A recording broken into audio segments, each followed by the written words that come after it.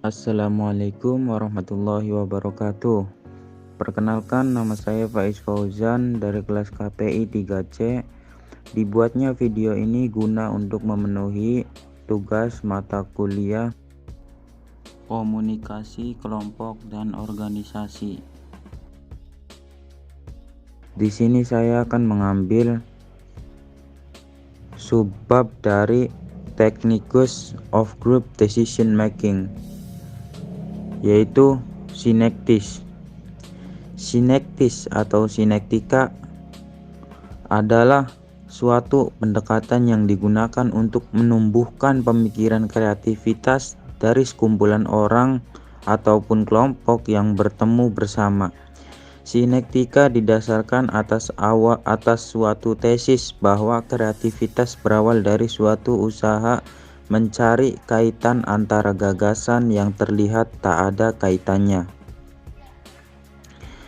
Sinektis yang dikembangkan oleh William J. Gordon memang tidak sepopuler brainstorming, tetapi mempunyai nilai potensial lebih besar sebagai teknik kreatif dalam pengambilan keputusan.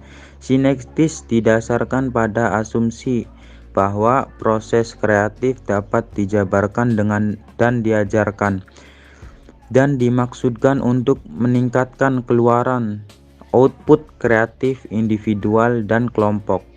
Teknik ini mencakup dua tahap dasar. Pertama, membuat yang aneh menjadi lazim, dan kedua, membuat yang lazim menjadi yang aneh. Tahap aneh sampai lazim terutama bersifat analitis dan biasanya tidak ada penyelesaian. Sedangkan tahap kedua, membuat yang lazim menjadi aneh, suatu upaya sengaja dilakukan untuk melihat masalah dari sudut pandang yang sepenuhnya berbeda. Ada 4 tipe analogi umum yang digunakan untuk menstimulasi kreativitas pada pembuatan yang lazim menjadi aneh, yaitu analogi pribadi, langsung, simbolik, dan fantasi. Tidak semua manajer harus secara otomatis menganggap bahwa mereka dapat menggunakan sinektis untuk membantu dalam pengambilan keputusan kreatif.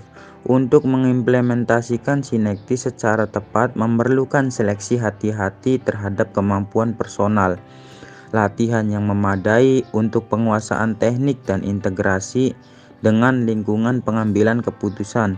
Meskipun sinektis seperti hanya brainstorming, sangat memakan waktu dan mahal, teknik ini lebih cocok untuk masalah keputusan yang kompleks. Sinektis sangat membantu dalam pengambilan keputusan dasar atau mengandung resiko dan ketidakpastian yang memerlukan penyelesaian kreatif. Pengambilan keputusan kelompok yang kreatif penting bagi kesuksesan kelompok.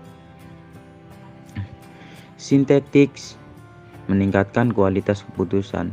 Ini meningkatkan ruang lingkup alternatif untuk dipertimbangkan untuk pemecahan masalah. Sangat penting untuk menangani masalah yang tidak ada pengulangan dan baru karena masalah seperti itu tidak dapat diselesaikan dengan solusi yang telah ditentukan. Mereka membutuhkan pemikiran imajinatif untuk solusi mereka.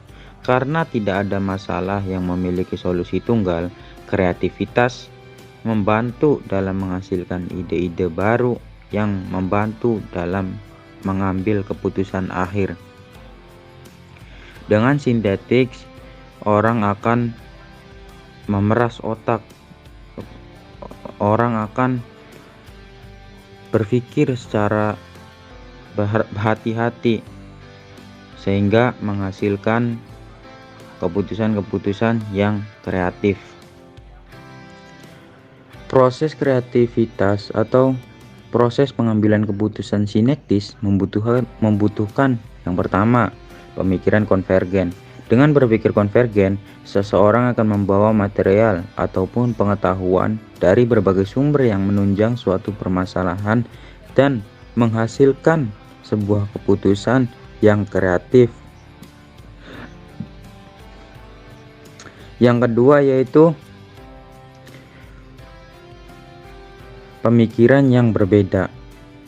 Pemikiran yang berbeda memiliki banyak keuntungan. Yang pertama, memahami watak lawan bicara, menambah wawasan tentang suatu pembahasan, dan dengan pemikiran yang berbeda biasanya akan menciptakan keputusan yang kreatif dan menguntungkan bagi kelompok.